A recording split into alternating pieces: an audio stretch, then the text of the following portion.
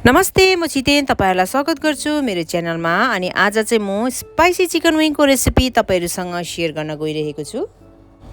बच्चादेखि बुढाबुढीसम्म एकदमै रुचाएर खाने यो चिकन विङ्स बनाउनु एकदमै सजिलो छ। तपाईहरुले पनि एकपल्ट घरमा ट्राई गर्नुहोस्, कस्तो हुन्छ अनि मलाई कमेन्ट पनि गर्नुहोस् है।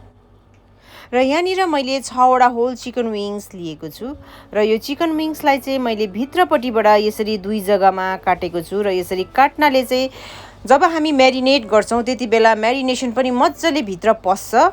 अनि डीप फ्राई गरिसकेपछि तपाईले जब चिकन विङ प्लेटमा राख्नुहुन्छ त्यति बेला पनि राम्रो देखोस् भनेर चाहिँ मैले भित्रपट्टि यसरी काटेको छु। सबै चिकन विङ्सहरु काटिसकेपछि किचन टावलले यसरी पुछेर ड्राई गर्दिने। ठुलो चम्चाको 1 चम्चा धुलो खोर्सानी राख्ने। तपाईहरुले यसमा चिली फ्लेक्स पनि युज गर्न सक्नुहुन्छ। सानो चम्चाको आधा चम्चा धुलो मरिच, ठुलो चम्चाको 1 चम्चा आदि जीरा पाउडर, ठुलो चम्चाको 1 चम्चा कर्न स्टार्च, ठुलो चम्चाको 2 चम्चा बेसन, ठुलो चम्चाको 1 चम्चा निम्बुको रस, एउटा अन्डा र यो अन्डाको चाहिँ म सेतो भाग मात्रै युज गर्दैछु।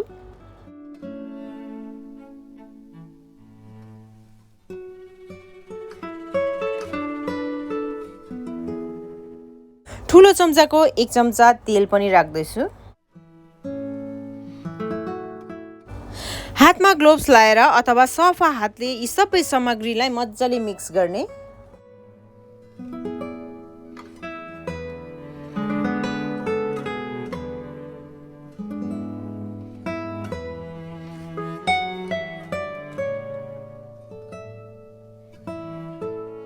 अब सबै मसलाहरू राम्रोसँगले मिक्स गरेपछि कभर गरेर तपाईहरुले ओभरनाइट फ्रिजमा राख्न सक्नुहुन्छ। यदि हतार छ भने 4 देखि 5 घण्टा फ्रिजमा राखेर तपाईहरुले निकालेर फ्राई गर्न सक्नुहुनेछ। र मैले चाहिँ यहाँनिर 4 घण्टा फ्रिजमा राखेर निकाले। फ्रिजबाट निकालेर चम्चा अथवा हात लाएर फेरि एकपल्ट मज्जाले मिक्स गर्ने। राम्रोसँगले मिक्स भइसकेपछि साइडमा राखेर फ्राई गर्नको लागि कराईलाई तताउने। कराई राम्रोसँगले तातिसकेपछि त्यसमा तपाईहरुलाई चाहिने तेल राखेर तेललाई पनि मज्जाले तातिन दिने। मैले यहाँनिर तेल मिडियम टु हाई हिटमा तताइरहेको छु र तेल जब मज्जाले तातिन्छ तब चाहिँ फेरि मिडियम टु लो ग्यास राखेर यो चिकन विङ्स एक एकवटा गर्दै राख्ने। अलिक होशियार गरेर हाल्नु होला तेलमा चिकन विङ्स, किनभने तेल बेसी भएको हुनाले गर्दा तेल उछिटेर बाहिर आउन सक्छ। र चिकन विङ्स यसरी तेलमा राखिसकेपछि दुवै साइड 4-4 मिनेट फ्राई गर्ने।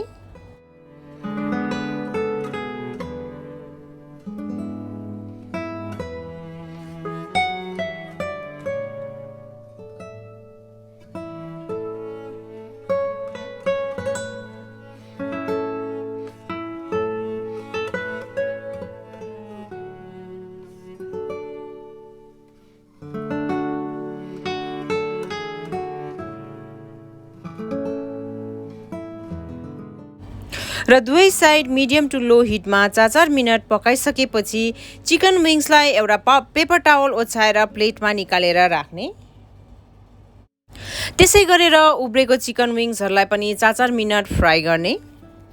फ्राई गरेको चिकन विङ्सलाई साइडमा राखेर फेरि एकपल्ट ग्यासलाई हाई गरेर तेल मज्जाले तताउने। जब तेल मज्जाले तातिन्छ तब यो फ्राई गरेको चिकन विङ्सहरु सबै एकैचोटी राखेर 1 मिनेट मज्जाले फ्राई गर्ने।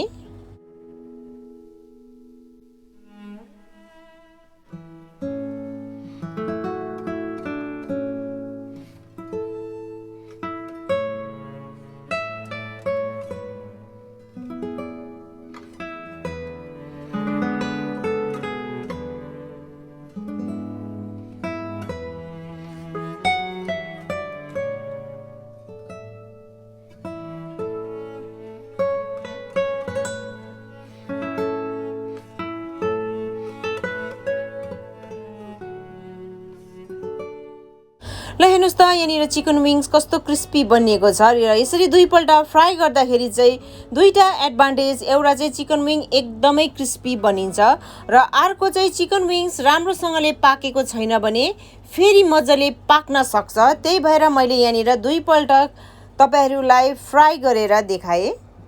अब एक एकवटा चिकन विङ्स पेपर टावलमा निकालेर राख्ने।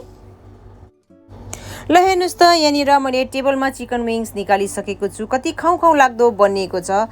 तपाईँहरूले पनि इन्जोय गर्नुहोला। साथीभाइहरूसँग रेसिपी मन परे सेयर पनि गरिदिनुहोस् है। अनि मेरो च्यानलमा नयाँ हुनुहुन्छ भने प्लिज च्यानललाई सब्सक्राइब पनि गरिदिनुहोस्। Thank you, by by.